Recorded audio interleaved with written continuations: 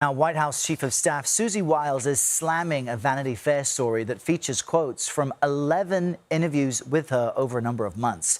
The two-part piece includes her blunt assessment of President Trump's inner circle. Wiles calls the story a, quote, disingenuously framed hit piece, claiming, quote, significant context was disregarded. CBS News senior White House correspondent Weijia Jiang joins us now with more on all of this. Weijia, great to see you this morning. Give our viewers some of the broader context of why this is so unusual. You know, Susie Wiles has a close relationship with the president, but we never really see her under the spotlight. What jumped out at you?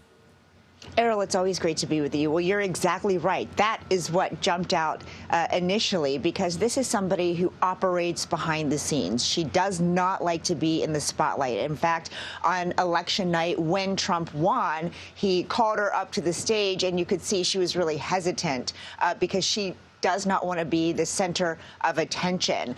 So to do 11 interviews with one journalist was surprising. But again, this is a reporter who is sort of an expert on chiefs of staff. He has written about so many of them. And it's someone who this White House knows.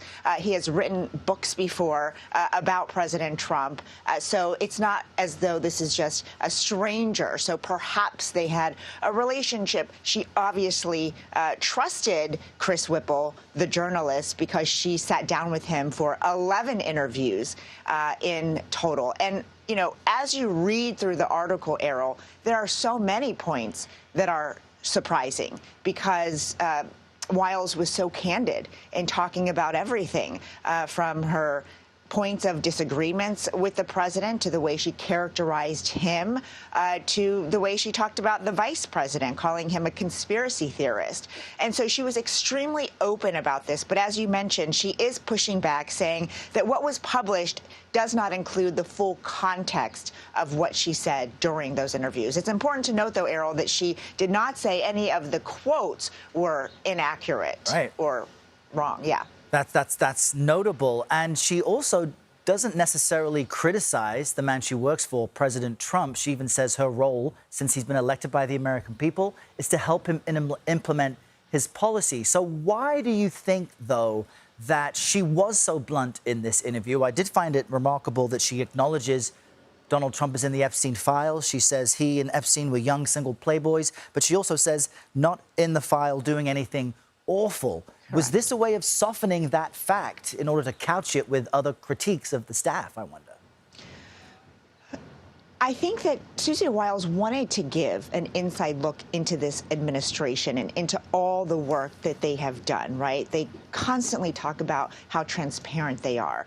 And so it's not necessarily surprising that they would grant this sort of access, but it's the things that she was willing to say so openly. Now, what we don't know, Errol, is her intimate relationship with President Trump. We know that he is someone who really trusts Susie Wiles. She has earned that over years because she stood by him, even when it looked like his political career was over. And she was the one who really orchestrated his comeback and stood by him throughout the entire 2024 presidential campaign.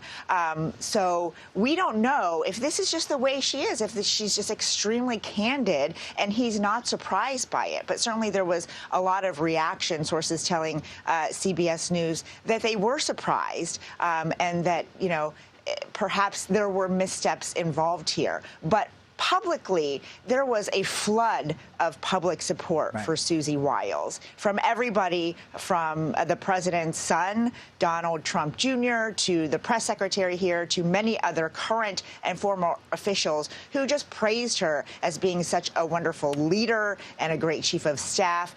So I think that's very telling. But of course, Errol, it doesn't really matter what anybody says or thinks except one person, and that is President Trump. And he did an interview with the New York Post defending her, calling her fantastic, saying he doesn't really read the Vanity Fair and he's not concerned about anything that she said. So he has her back, and at the end of the day, that's what matters the most. Yeah, a remarkable moment of clarity there at the White House from those inside making things happen. Weijia, thank you so much. Great to see you. Sure.